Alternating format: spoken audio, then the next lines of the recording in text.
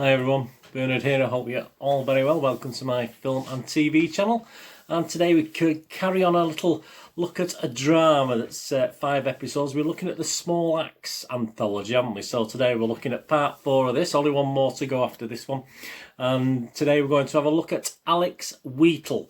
Please, if you're new to the channel, push that subscribe button, push the bell notification so these vlogs are coming out. I try and do reviews and information vlogs, etc. on films and TV, and so I try and give you the info and give you my views as well on these things. And please, your comments are always very, very welcome. On this or anything else. I mean, obviously we're looking at Alex Wheatle today, but if you want to comment on anything else, please do so. And if it needs a response, I will. If it needs just a thumbs up, I'll do that as well. So if you can give me a little thumbs up if you like what we do, that'll be absolutely fantastic. And please check the playlist, and you will notice some football stuff on there as well for my football team, Manchester City. I do little vlogs on City's history and City present. So if that's of any use to you or someone you might know, please point them in my direction and get them to push that subscribe button. That'd be absolutely wonderful. Right, Alex Wheatle. Yeah, we're getting to the end of this anthology now. This one's a 65 minutes. They're odd times, aren't they, these? I don't quite understand I think the first one, is it Mangrove, the very first episode was like, I think, an hour and 40 minutes or something like that. But they've sort of been in and around the 60-minute. I don't seem to be any set pattern to how long these things are. So this Alex Wheatle is 65 minutes. And yep, it's, you probably know by now, but the historical drama films are all directed by Steve McQueen. And this is co-written by McQueen and Alistair Siddons. This film was released on as part of the anthology series on BBC One on the 6th of December. So it took me a couple of days to catch up with it. And I think it's on Amazon Prime from the 11th of December. So depending on when you're watching this, you can watch it on Amazon Prime as well. So what's this one about? Well, Alex Wheatle, he's an author. He's an author here in Britain, UK author. It's the true story of award-winning writer Alex Wheatle, played by Shay Cole, from a young boy through his early adult years. Very, very briefly on the young boy thing. We'll talk about it more in the critique, obviously, but it obviously looks at it from a young boy through his early adult years, having spent his childhood in a mostly white institutional care home with no love or family. He finally finds not only a sense of community for the first time in Brixton, but his identity and ability to grow his passion for music and DJing. When he is thrown in prison during the Brixton Uprising of 1981, he confronts his past and sees a path to healing. Yeah, didn't quite sort of come over as that in the actual thing itself. It also stars Robbie G and Jonathan Jules. It's getting well liked. I think all these have got well liked, as I've not quite liked them as much as some other people and some other critics. The Metascore rating, which is a critics site, there's only 7 critics reviews, but it's getting an 81% positivity rating, so very high, and that's 6 positive reviews and 1 mixed review, and it scores anywhere between 5.8 out of 10, which is the sort of mixed review, and someone even give it a 10 out of 10, which I don't ever agree with. You know me, I don't agree with 10 out of 10. Nothing's worth 10 out of 10. I'm sorry, I'm not having it. And IndieWire's Eric Cohn, he quite liked it. He gave it 7.5 out of 10, and that was the second worst score, so that wasn't too bad, was it? And he wrote, "It's not episodic."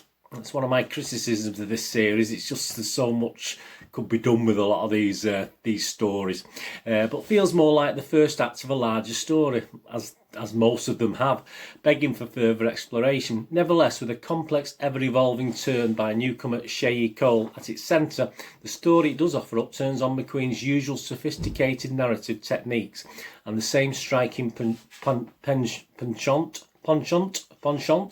to render black British culture in complex lyrical terms. He liked it, and the Raps Alonso Duralde, he liked it as well, and I'll quote you he's give it 9 out of 10. He's not giving it 10 out of 10, so I'll give you his view on it. He went on to say, even as its lead character endures physical and psychological torment at the hands of authorities, the film is very much of a piece with the ebullience of small acts, as the ongoing themes of community, music and defiance play a huge role in the story. They do, absolutely no doubt about it. And Internet Movie Database, with no user reviews at the moment, but we do have some scores. Just over 100 scores have been left. 104, and it's getting a respectable 6.7 out of 10. Right, my thoughts on this is for the 4th time now.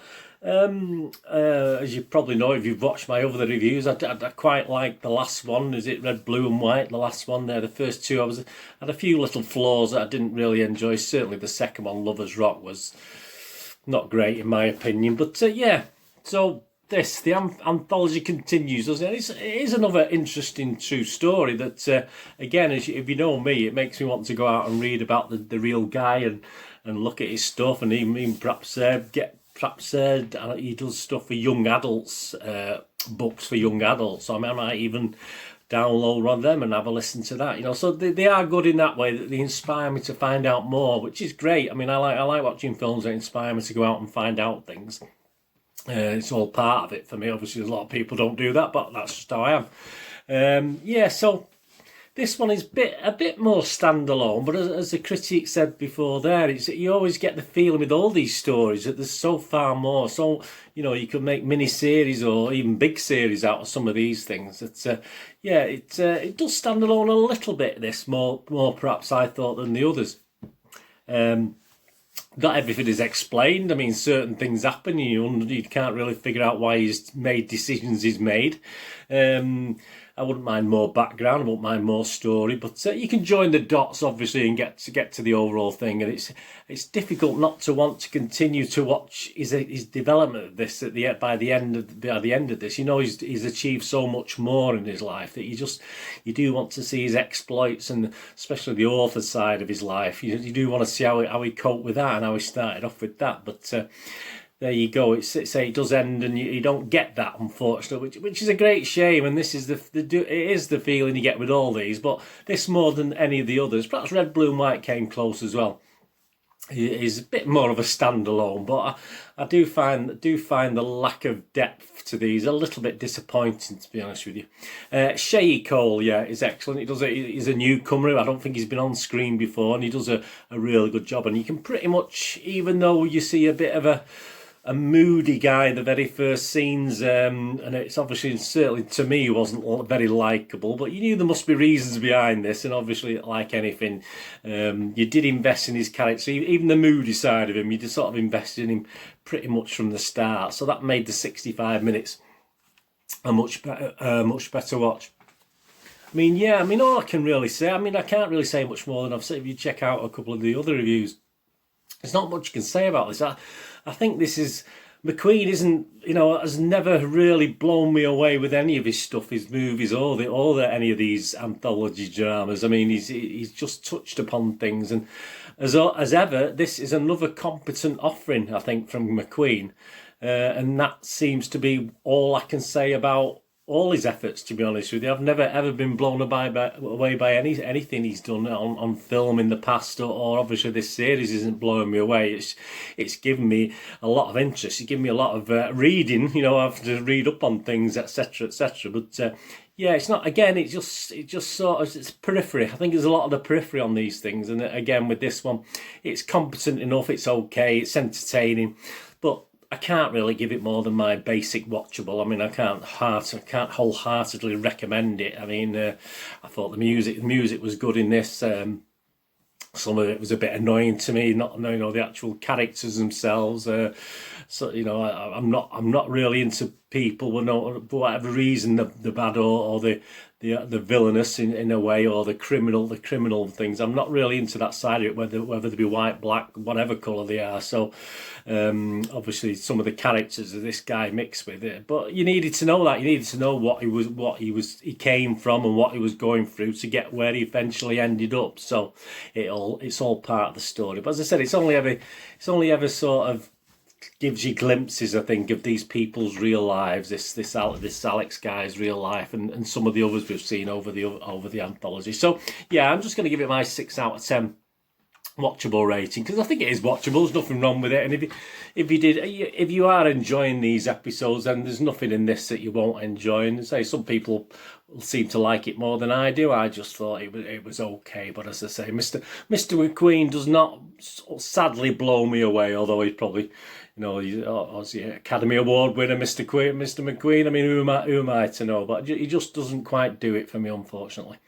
Anyway, that's 6 out of 10 for this latest, and obviously I'll be looking at the last one. There's be one more that I'll do a review of, and that's it. That's the end of this anthology, which I won't be too disappointed that it's ended, but I will be disappointed that perhaps there's not more to come and a little bit deeper, but perhaps not from Mr. McQueen. Give someone else a go with it. Give someone else a try, because he's not really appealing that much to me. Although I think I'm in the minority on that. I think a lot of people do like his stuff, but sadly I don't. Anyway, thanks for watching. Please leave your comments. Forgive me if you do think Mr. McQueen's wonderful. He just misses something for me in all the stuff I watch that he does. So there you go. Anyway, thanks for watching. Please check my links on screen. If you follow and friend me on Facebook and Twitter, I do check every couple of days and follow and friend everyone back. And you will know if you've watched these before, or if you don't know, this is your first time you've watched me. I used to have a video shop in Manchester in the 90s and 2000s. So I still sell through my website, moviegamenostalgia.com. I still sell some posters from that era, the 90s and 2000s. Some great films, some great actors as well, and I still sell old and rare DVDs, ones that are sort of hard to get hold of here in the UK anyway, and I do some board games on there as well. So if you can check out moviegamenostalgia.com, I will be most appreciated. Anyway, thanks for watching today. Please, whatever you're going to do the rest of the day, have a great one. Look after yourselves, look after your friends, look after your family. More importantly, let's all look after each other. Until we meet again here on my little film and TV channel, or perhaps you flit over to my football channel, the Citizen channel it's called. Perhaps we'll meet on there. But until we do, please stay safe, everyone. Bird is saying goodbye for now.